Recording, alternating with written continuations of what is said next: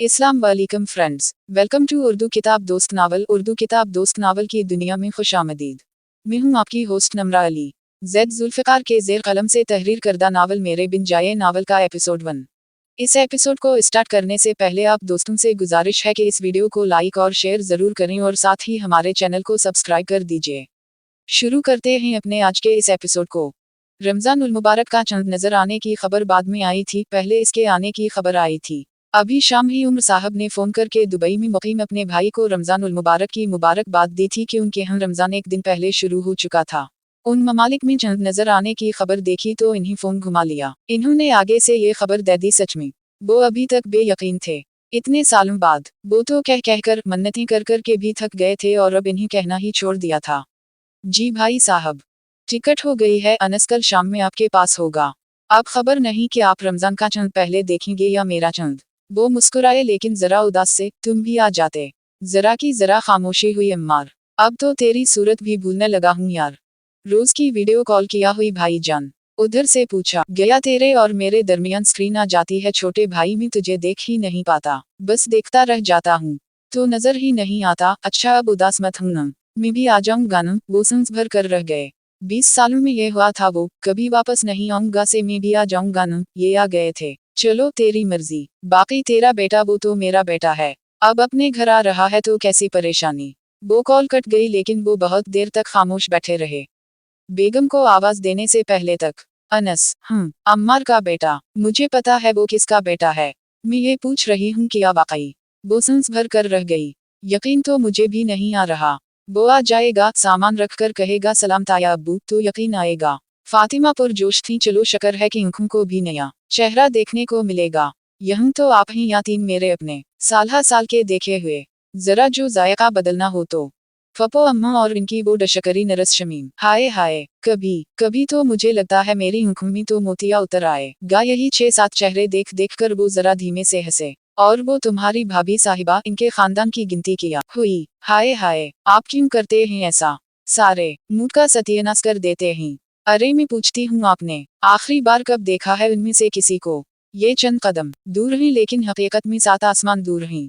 वो चुप रह गए। मुझे कोई मसला भी नहीं है उनसे, लेकिन मैं या आप या मेरे बच्चे इन्हें नजर आ जाएं तो इन्हें अशोबे चश्म हो जाता है, उसी लिए काले चश्मे ही लगाए रखती हैं और बाकी सबको भी लगवाए रखती हैं। वो बेड से उठी। दफा करें इन बातों को, मैं ईमान अफनान को बताकर आती हूँ, वो खुश हो जाएंगी। अनस, तुम्हारे अम्मार चाचू का बेटा। मुझे पता है वो कौन है, किसका बेटा है, मैं तो ये कि रही हूँ यूं अचानक से।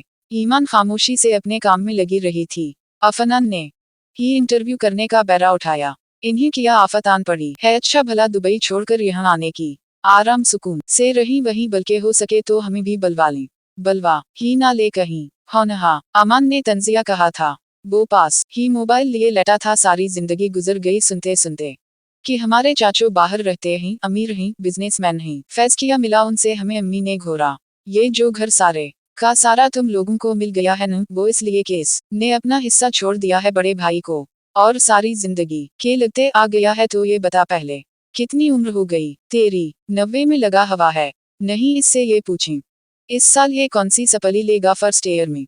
सारा दिन इसके हाथ से फोन नहीं छुट्टा और किताब नहीं पकड़ी दिखाई देती। ईमान ने लुकमा दिया और मुड़कर उसे देखा। वो चुप रहा। पूरे घर में एक बस उसी से तो दबता था वो। मदय की बात तो रो गई अम्मी। अफनान ने इन सबको बदमजगी से देखकर मुंह को कहा, जनाब अनस, अम्मार का डोला क्यों उतर रहा है, तुझे क्या मसला है। अम्मी ने इसके चपत रसीद की। इन्हें डर होगा कि इनके हिस्से की रोटियां हम इन्हें ना खिला दें। वो चील की तरह अपने से 5 साल छोटे भाई पर झपटी थी। अनस, अरे अम्मार का बेटा। साजिदा खातून ने ऐसा मुंह बनाया गोया कड़वा बादाम चख लिया हो। आखत हो, अम्मू हद करती हो, मैंने इतने दिनों बाद दिल से ये कीमा करेला बनाया था। तुमने पहला लुकमा लेने से पहले ही इसे हराम कर दिया। मैं नहीं खाती, इन्होंने सालन से भरी प्लेट पर की थी। बुरी बात, बहुत बुरी बात, बुरी बातें तो हो चुकी अम्मा। अरे तुम्हारी बल्ला से जो भी आए जाए, यही तो कह रही हूँ, मेरी बल्ला से जो आए जो जाए, मेरी जूती को परवाह है तो खाना क्यों छोड़ रही हो। बस दिल नहीं कर रहा। अम्मू ने प्लेट वापस इनके सामने खिसका दी। उसी लिए बताया तुम्हें कि देखूं तो सही कि क्या करती हो। जो धरल्ले से कह देती हो मेरी तरफ से वो सब भाड़ में जाए, तो सच सच कहती हो। वो चुप रही। जो मुजरिम है उसे तो नजरों के सामने नाक के नीचे रख लिया। अब वो जो 3 मीना 13 में उससे कैसी खार साजिदा। आप फिर शुरू हो गईं। शुरू नहीं कर रही, बस खत्म करना चाहती हूँ साजिदा। 20 साल हो गए हैं, अब बस जाने दे। वो उठ खड़ी हुई। खाना तो खा ले। वो बिना जवाब दे अपने कमरे में चली गई थी। वो दोनों बहनें अपने मुश्तरका कमरे में बेड पे लेटी हुई थीं। मैं सोच रही थी अच्छे खासा हैनट सुम्हेनस भाई तो वहाँ लड़कियों की भी कमी नहीं होगी। बाप का जमा जमाया बिजनेस है, पैसे का भी मसला नहीं, तालीम भी पूरी है, फिर वो आ क्यों रहे हैं यहाँ, वो भी लामहदूद वक्त के लिए।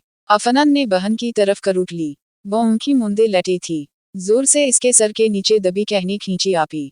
बताओ ना, तुम्हें क्या लगता है? मुझे लगता है रात सोने के लिए बनाई गई है और इसमें देर तक बस उल्लू और ड्रैकुला ही जाते हैं। अफनान ने मुंह बनाया। अम्मी तो इस टॉपिक पे बात ही नहीं कर रही, वो तो अभी से कल के मेन्यू को लेकर तैयारियों में लग गई हैं। तुम सोने की तैयारियां क्यों नहीं कर रही हो? वो चुप रही। सो जाओ, वरना सुबह जब जगाऊंगी तो कहोगी अभी तो सोई थी। मुझे क्यों परवाह होने लगी? कौन आता है कौन जाता है मेरी बल्ला से। अम्मू की तो आदत है जान जानकर इनके घर की खबरें मुझे पहुंचाना। पता नहीं क्यों मुझे जलाने तपाने पर तली रहती हैं। शहाब साहब ने किताब से नजर हटाकर पहलू में जली कई बैठी बीवी को देखा। वो मुंह है आपकी। कभी कभी लगता है इनकी मुंह ही और मेरी। इन्होंने जुमला अधूरा छोड़ा। वो चुप रहे। जानते थे जब तक वो भड़ास नहीं निकालेगी नींद नहीं आएगी। इन्होंने कभी मेरे घर की बात की होगी या मेरे किसी मामले पर यूं नजर रखी होगी? हरगिज नहीं। हम मरी जे इनकी बल्ला से। फातिमा तो खैर 3 मीना 13 में इसकी औलाद में से किसी को मेरा ख्याल है। फिर अम्मू कहती हैं भूल जाओ। अरे ऐसे कैसे? इन्होंने भला दिया भलाया होता तो इनके बच्चे यूं मुझे ऊँखी ना दिखाते। वो बड़ी वाली तो खैर जब से पढ़ लिख गई है, अच्छी जॉब मिल गई है तो और ही हवाओं में है। वो छोटी सांड जब अव्वल जुलूल सी है। सलाम दुआ तो बात की बात है, उसे मेरा नाम भी नहीं आता होगा। और वो लड़का लमचो चौसा नखरा ही नखरा। हाँ नहा, अब मुद्दा क्या है ये बताएं। इन्होंने कहा तो वो एक लम्हे को चुप रह गई। आपको इनकी परवाह नहीं है, हमें पता है। आपकी बल्ला से वो मरी या जें ठीक है। वो अब भी चुप रही। सो जाए साजिदा खातून, अम्मू से मैं बात करूंगा। वो फिर उनका तज़किरा नहीं करेंगी। रात दबे पाँव आगे ही आगे बढ़ती जा रही थी। ऊंची दीवारें फलांगती, रुकावटें सर करती, हर शय को गाढ़ा सियाह अंधेरा पहनाती, खामोशी से अपने काम में मसरूफ थी। सितारों से भरा आसमान भी चुप सा दह इसकी कारिस्तानियों देख रहा था। उसी रात के कसीले अंधेरे ने इस खिड़की को पार करना चाहा, पर अंदर रोशन रोशनी ने उसे खबरदार कर दिया। वो वहीं दीवार से लपट गया। रात की ठंडी सी हवा खिड़की में लटके पर्दों को हुला हुला जला रही थी। सामने बेड पे वो औरत बैठी थी। 38 साला, जवानी की आखिरी हद पे खड़ी, पीरी को हाथ बढ़ाकर थामने को तैयार। इसके बाल कांधों पर ढले थे। सियाह जुल्फों में कहीं कहीं सफेदी उतर आई थी। बदन की खाल अब थकन का शिकार थी। सर झुकाए वो इस कार्ड को लिए बैठी थी। वो बोसीदा कार्ड, सालों पुराना। सालगिरह मुबारक हो साजिदा। वो चंद हर्फ भी बूढ़े हो रहे थे। वो खामोश सी यकतक इन लफ्जों को देख रही थी। अभी शाम को तो अम्मा ने बताया था। वो जरा की जरा थमी थी। हाथ कांपा और इस गिलास में अरताश पैदा हवा। वो चंद लम्हे और वो संभल गई। अच्छा खैर से आए। पर अम्मू इसकी मां थी। वो जानती थी वो एक पल में कहां कहां से गुजर आई है। इसका बेटा है तो इसके नक्श ही होंगे। हाय हाय, मुझे तो अब इसकी सूरत भी ढंग से याद नहीं। वो चुपचाप पानी पीती रही थी, जैसे अब चुपचाप वो उन लफ्जों को देखती रही थी। बावर्ची खाने में अम्मा पराठा बनाने में मसरूफ थी। साथ ही चूल्हे पे सालन गर्म होने को रखा था। ईमान ने आखिरी लुकमा लिया और सामने बैठी अफनान को देखा। वो पराठा और सालन की कटोरी सामने रखे ऊँघ रही थी। इसने जोर से इसके सामने ताली बजाई तो वो चौंक कर जागी। और सारी सारी रात जागकर कहानियां लिखो। वो बर्तन लिए अंदर आई। क्यों तशद्दुद करती हैं इस पर? पता तो है वो अभी सोई थी। तो क्यों सोई थी अभी? चुड़ैलों की तरह सारी सारी रात जागती हो और फिर दिन चढ़ने तक सोती है। ये इंसानों वाले काम हैं। मैं नौकरानी हूँ कि 12 बजे ये मुहतरमा जाग कर हुक्म दे नाश्ता और मैं इसकी तमील में लग जाऊं। वो पानी पीने लगी। सबके साथ उठे खाए, फिर चाहे जाकर दफा हो सो जाए, बाद में भी नहीं सोने देती है। इसने बाहर से ही दुहाई दी। अब बर्तन धो दे, अब सफाई, अब ये अब वो। ईमान बाहर आई। आईने के सामने खड़े होकर चादर लेना शुरू की। ये सरासर तुम्हारी पर्सनल चॉइस थी अफनान डार्लिंग। मैंने तो कहा था एम फुल में दाखिला ले, तो तुम्हें ही पढ़ाई से चुड़ है। अब भगतू बनू स्कड़। लड़की किताबों और पढ़ाई में भी कभी किसी ने सुकून पाया है? ईमान ने बैग उठाया और कंधे पे डाला। सुकून किताबों में भी नहीं, सुकून सुबह सुबह उठकर नाश्ते में भी नहीं। शायद फिर वजीर आजम ठीक कहते हैं। सुकून बस कब्र में है। अब्बू ने कमरे से निकलते हुए लुकमा दिया था। ईमान मुस्कुराई, अल्लाह हाफिज कहा और बाहर निकल गई। बीपी तो ठीक है आपका आज?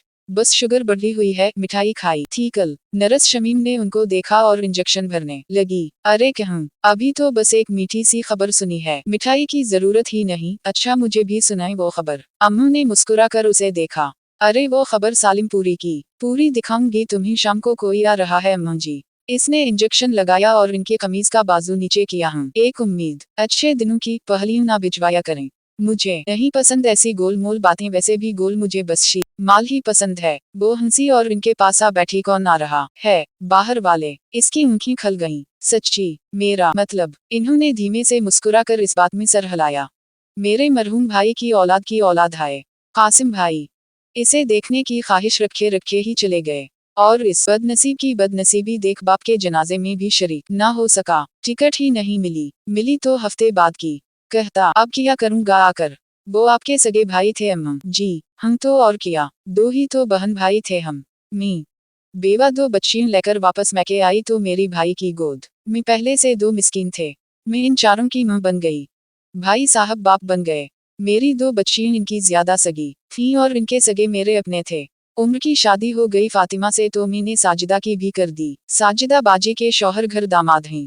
शहाब तो मेरा बेटा है, मेरी दोस्त का बेटा था। दोनों मियां बीवी एक हादसे में चल बसे तो मैं इसे ले आई, वहां रहने देती तो जायदाद के साथ सब इसके भी बखरे कर देते। बस मैंने अपनी साजिदा उसे देकर उसे और अपना कर लिया। ये जितनी जमीनी जायदादी हैं, ये बैंक बैलेंस, ये गाड़ियां, ये सब इसका ही तो है।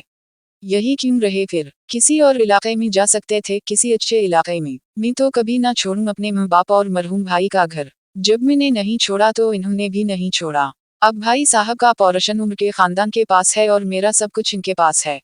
वो जरा और नजदीक हुई। एक बात तो बताएं अम्मा जी, जब आपकी भाई से इतनी बनती थी, ये सब रहते भी एक साथ हैं, तो अब एक दूसरे से इतने दूर क्यों? इन्होंने इसकी तजस्सुस से मटकती आंखों को बगौर देखा तो घोरा, अपना काम कर, ज्यादा शोखी ना हो। ले, मैंने तो बस एक बात पूछी है।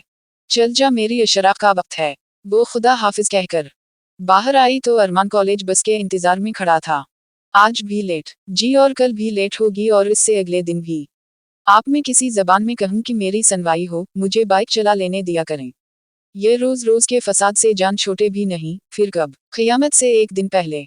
तभी बराबर के घर का गेट खिला और वो चमचमाती गाड़ी बाहर निकली। ईमान ने देखा तो ड्राइविंग सीट पर बैठा शाहजीब उसे ही देख रहा था। एक नखुत भरी नजर डाली, गिलासेस पहने और गाड़ी आगे बढ़ा ली। हो नहा इसका एटीट्यूड ही नहीं खत्म होता। अरमान हंसा। लाखों की गाड़ी में हजारों का सूट पहनकर बैठा करोड़ों का मालिक बंदा एटीट्यूड भी ना दिखाए तो क्या करे।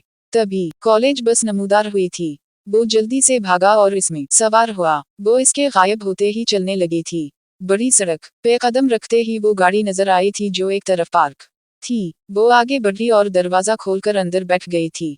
वो दिन बड़ी उजलत में गुजर गया था। शायद उसे भी शाम के आने का इंतजार था। वो शाम जब उम्र निजामी के पोर्शन में खूब उठा पटक जारी थी। अम्मी बार बार एक एक चीज को देखती थी। खाना, चावल, सालन, और वो मीठा भी। अरे ये लड़कियां कहाँ रह गईं? बाहर बैठा अरमान तंजिया हंसा। प्राइम मिनिस्टर आ रहा है क्या? फूल पत्तियां भी ले आऊं अम्मी निछावर करने को। और बार दफा अब्बू इसे लेने एयरपोर्ट गए हुए थे। वो दोनों बहनें पास के स्टोर तक कुछ सामान लेने गई थीं। वापसी पे कॉलोनी के ग्राउंड से जोगिंग करके आता हुआ शाहजीब नजर आ गया। वो दौड़ता दौड़ता उनसे आ मिला। लगता है कोई खास मेहमान है, बड़ी तैयारियां हो रही हैं। वो अफनान के पास पहुंचकर आहिस्ता हुआ। आपसे मतलब? इससे पहले ईमान बोली तो उसने कड़े तेवरों से उसे देखा। तुमसे बात की मैंने। मेरी बहन से क्यों की? मेरी मर्जी। इसे कोई एतराज नहीं है तो तुम्हें क्यों बौसीर हो रही है? इसे एतराज है, वो रूबरू बोली। अफनान का हाथ पकड़कर झटका दिया। कहो अफनान इससे कि तुमसे बात ना करे, मुझसे बात ना। अरे क्यों भई?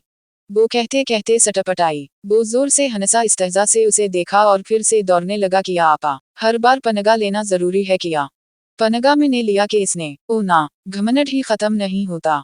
इसका भी कसूर नहीं है। अगर इतना कड़वा ना बोले तो साजिदा आंटी का बेटा कौन कहेगा उसे? वो घर के गेट पर पहुंची तो पीछे ही वो टैक्सी आन रुकी। फाइनली अफनान मुस्कुराई, पिछला दरवाजा खिला और वो बाहर निकला। जी जिसका था इंतजार वही शाहकार। इस्लाम वालेकुम। वो गिलासेस उतारकर इनके सामने आ खड़ा हुआ। ड्राइवर अब सामान निकाल रहा था। ईमान सर तापा इसका जायजा लेने में मसरूफ थी और वो असकू ही देख रहा था। अपनी गहरी सब्ज आंखों से मुस्कुराता हुआ। अनस अम्मार, इसके चाचों का इकलौता बेटा। खाने की मेज पे सब अहले खाना मौजूद थे। सरबराही कुर्सी पे उम्र साहब मौजूद थे। उनके दाएं तरफ अनस बैठा था और इसके बराबर में अमान। बाएं तरफ फातिमा मौजूद थीं और उनके बराबर में दोनों लड़कियां थीं। मेरे भाई को भी साथ ले आते बेटा में ने तो बहुत जोर लगाया ताया अब्बू।